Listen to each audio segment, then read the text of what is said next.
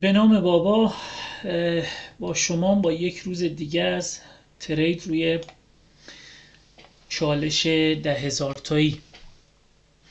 امروز چهارشنبه 29 اکتبر هفته آبان 1404.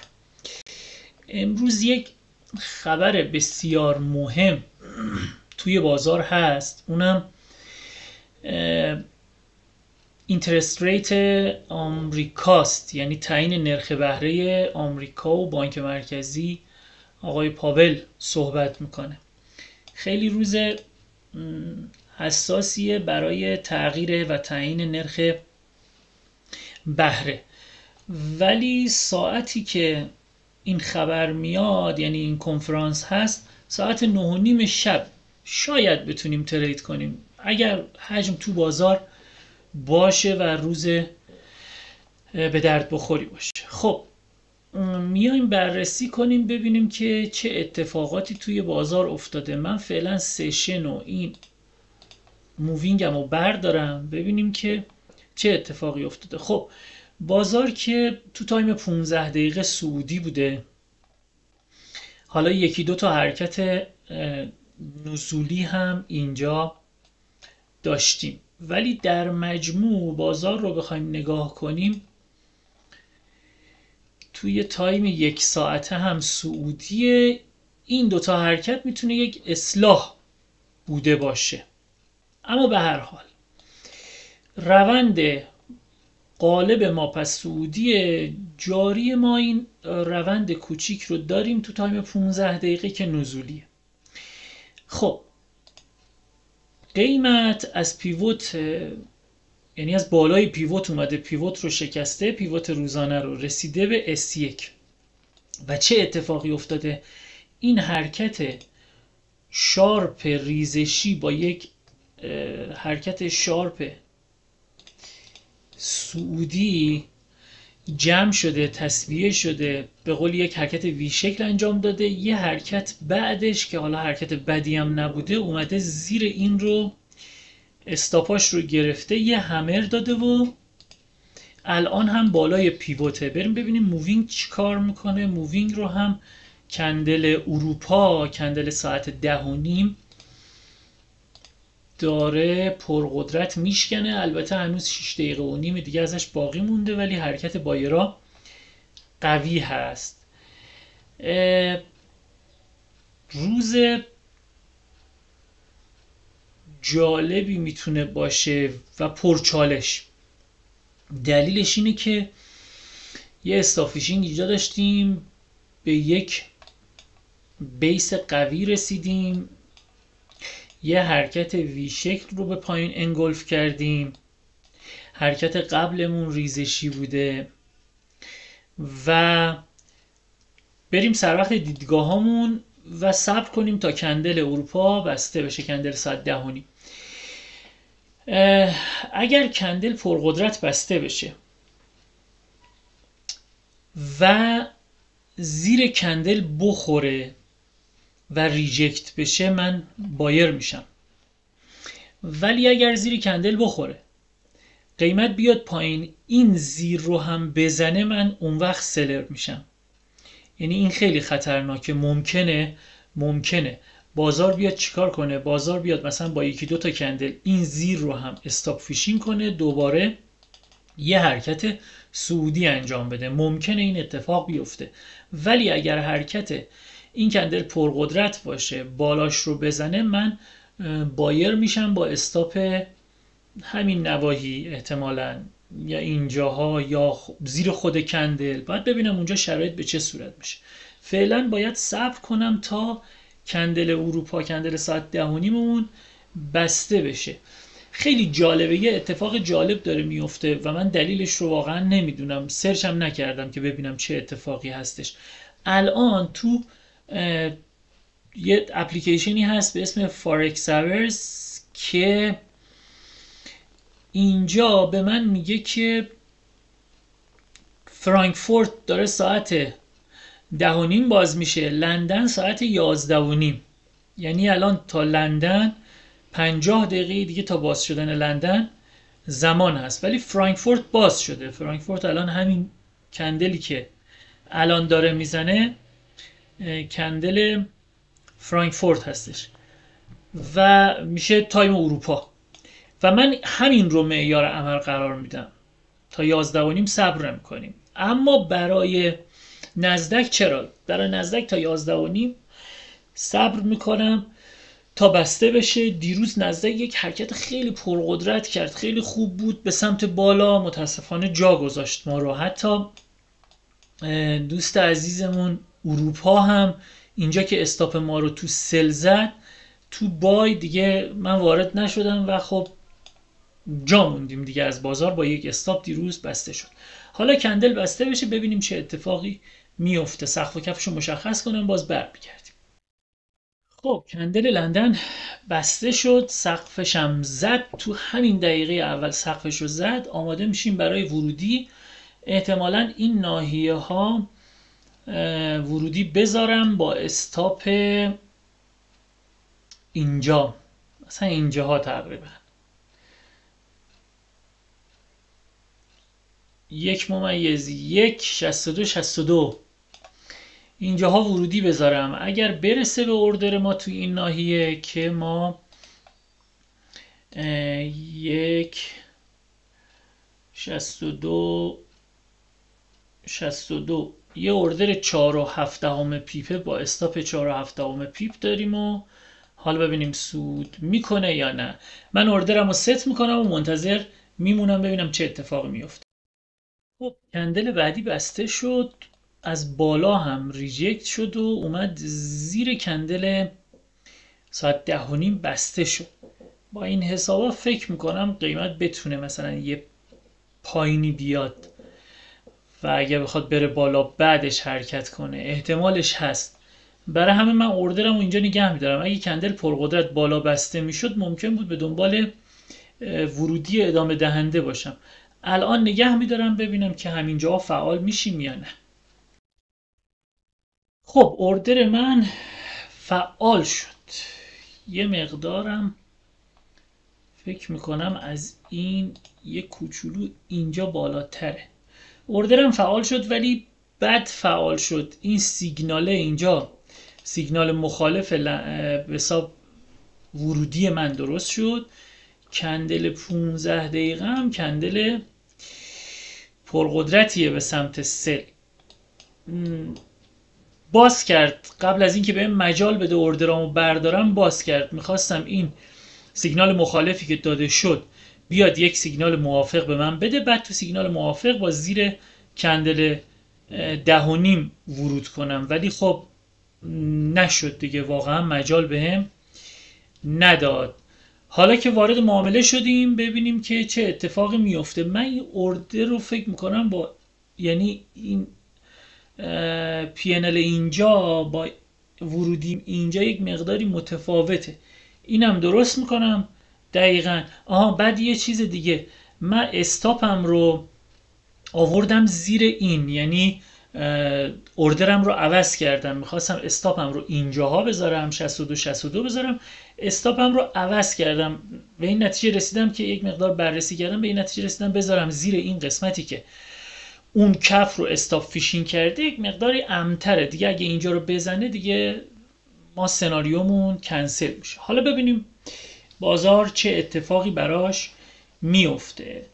من استاپ بزنم، اینم درست کنم ببینم دقیقاً کجاست، بعد میریم تو کار بقیهش.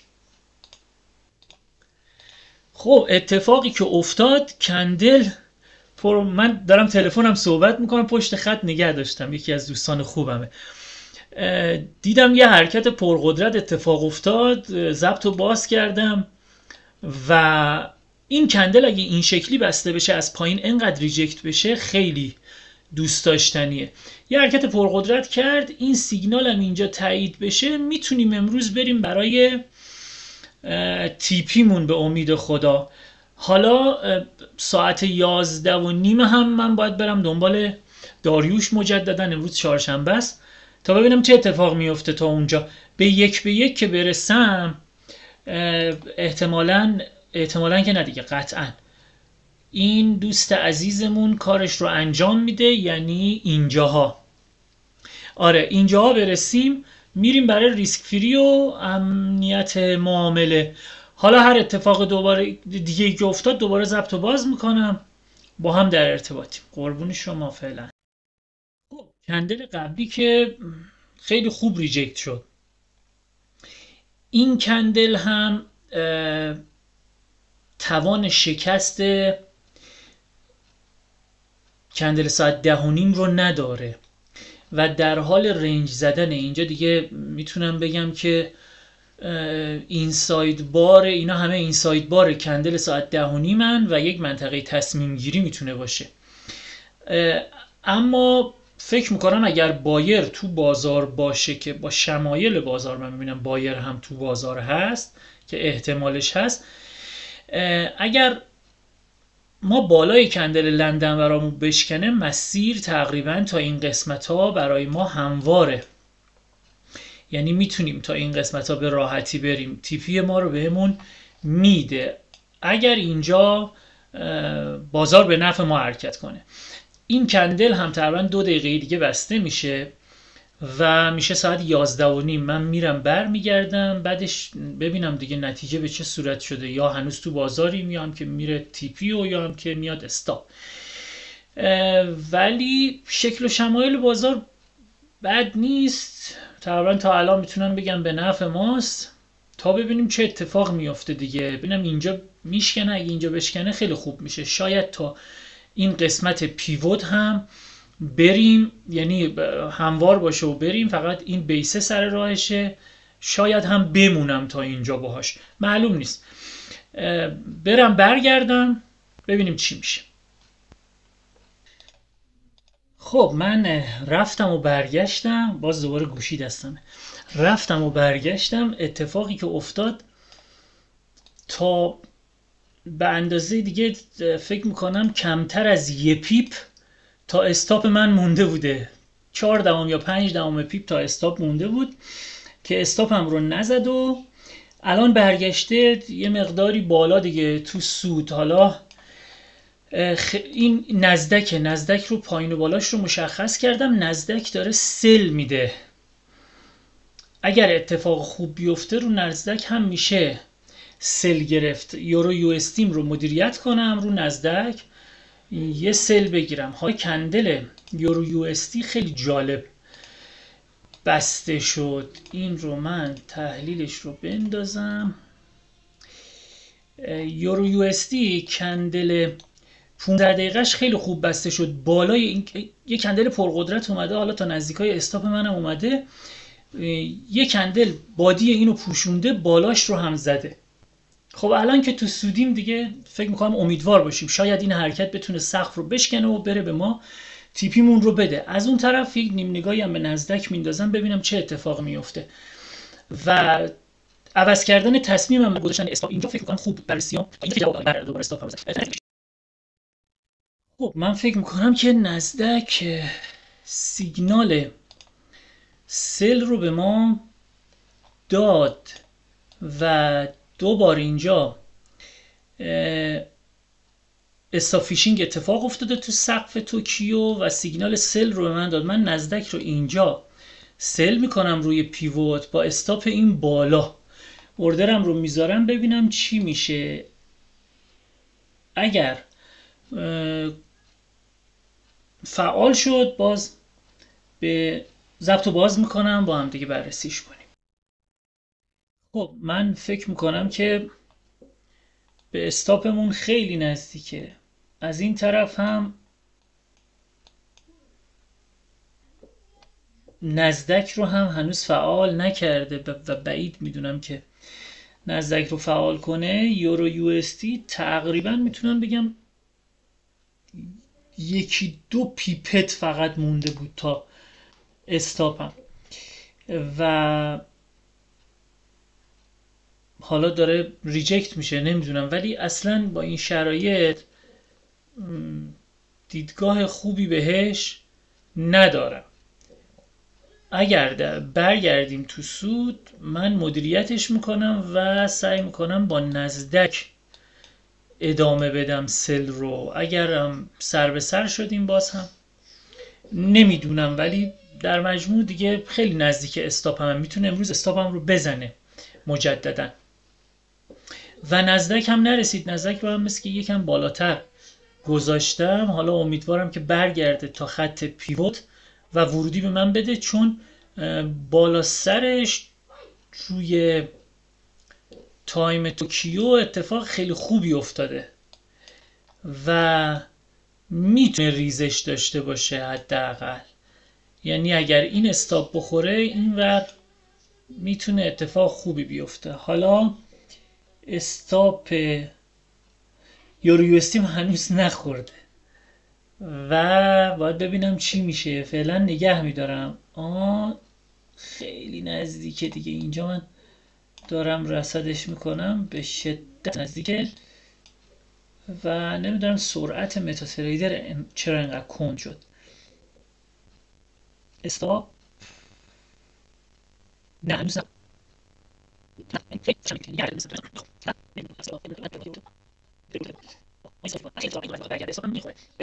بذارید نظر تو ببندم دوباره باز کنم که این ارورش از بین بره. نمیدونم چی شد، چه اتفاقی افتاد، ولی این ارور داد دیگه. حالا قبلیه رو میگه سیف کردم، نمیدونم چه اتفاقی افتاد.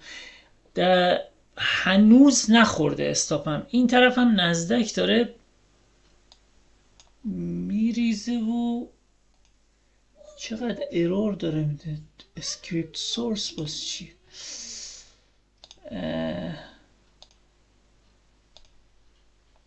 هنوز استاپم، ببینید استاپم چجوری، تو چه لحظه استاپم نخورد، ولی فکر میکنم الان دیگه استاپم تاچ بشه و استاپم بخوره. حالا برش گردونیم ببینیم که چه اتفاقی میفته. کماکان زنده است اوردر، کماکان زنده است، ولی دیگه الان با شرایطی که ریجکت میشه، با شرایطی که از بالا داره ریجکت میشه حتما استاپم میخوره دیگه. اینجا خورد، استاپم همین لحظه خورد و حالا تو این نمیدونم چرا نشون نمیده، ولی استاپم خورد اینجا. حالا میرم سر وقت، ولی خیلی جالب بود. یعنی باز هم میتونم بگم اینجا خورد. باز هم میتونم بگم تمام چیزها توی کندل به نفع ما بود به جز همین روند ریزشی که دیگه بازار احتمالیه و هر اتفاقی میتونه توش بیفته. من الان با یورو دیگه کاری ندارم، میرم سر وقت نزدک، چون نزدک یه لبه معاملاتی خیلی خوب فعال شده. برم ببینم میتونم نزدک رو بگیرم یا نه. اگر نزدک برگشت و فعالم کرد حتما دوباره ضبط رو باز میکنم تا ببینیم چه اتفاقی میفته. خب نزدک ریخت و باز جا موندم. یورو یو اس تی هم سل شده تقریبا، اما دیگه میترسم ورود کنم دیگه. امروز با توجه به اخبار شب و اینکه یک استاپ لاسم خوردم دیگه ورود نمیکنم. ولی نزدک رو خیلی دیگه واقعا این الگویی بود که نشون از ریزش داشت و خب من یه مقدار 10 دقیقه 5 دقیقه 7 دقیقه دیر رسیدم از بیرون، وگرنه تو این سیگنال زمان ورودی من بود. من زمان رسیدم که بازار اینجاها بود. این سیگنال ورودی داشت، یه اوردر خیلی خوب، یه تیپی خیلی خوب هم میتونست به من بده. یعنی با این الگویی که من دیدم حتما تیپی رو روی حداقل رو 3 میذاشتم و این یکی از لبه های معاملاتی خیلی خوبه که فکر میکنم 1 سال 1.5 سال داشتم باهاش کار میکردم. پراپ قبلیم رو هم با همین روش روی نزدک، کلا اون موقع فقط رو نزدک کار میکردم، رو نزدک پاس کردم و به سوددهی رسیدم و که حالا اتفاقایی که با اون پراپ افتاد. اما امروز دیگه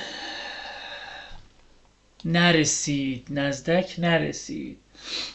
این سویچ کردن چارتا هم یک مقداری اذیت کننده است، تمرکز آدم رو با هم میزنه. اون لحظه هایی که آدم توی ترید هم هست، ضررت هم اینجا میبینی، مثلا معاملت میره تو سود میاد تو ضرر، بالاخره رو روان تأثیری داره. باز میخوای یه حرکت دیگه بزنی روی یه ارز دیگه، یک مقداری سخت. حالا این رو که دیر رسیدم، بماند یورو یو اس دی رو الان با توجه به اتفاقی که افتاده استراتژی میگه سله ولی ورود نمی کنم،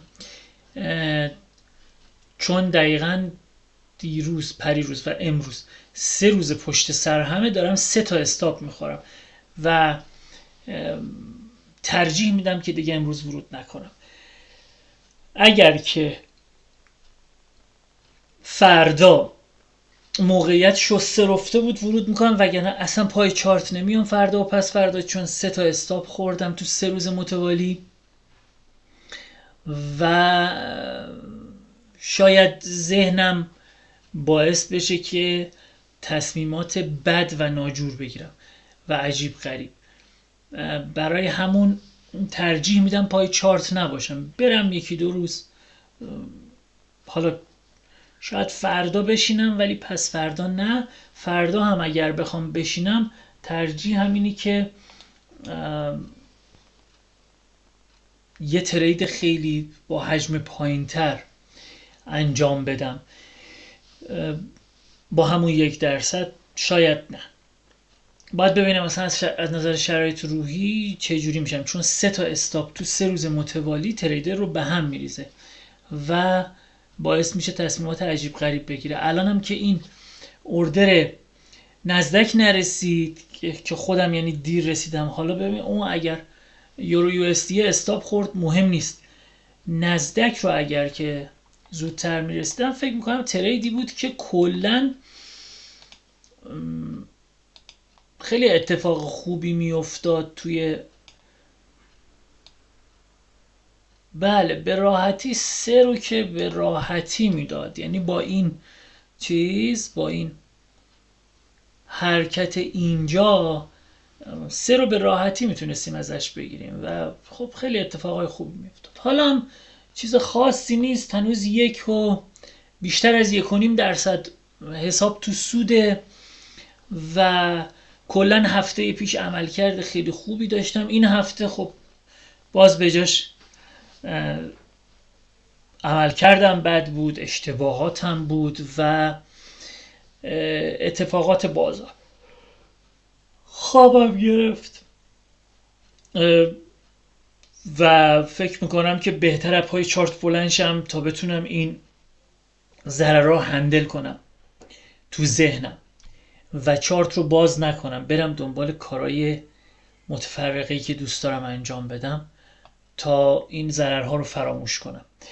ارادتمند امروز رو هم به پایان رسوندم با 1 استاپ روی یورو یو اس دی عزیزم و بریم برای فردا. اگر فردا اومدم که سلام عرض میکنم همون فردا خدمتتون، اگرم که نیومدم فردا و پس فردا رو که دیگه در حال استراحت کردن و رفرش کردن مغز هستم. ارادتمند، خدا نگهدار.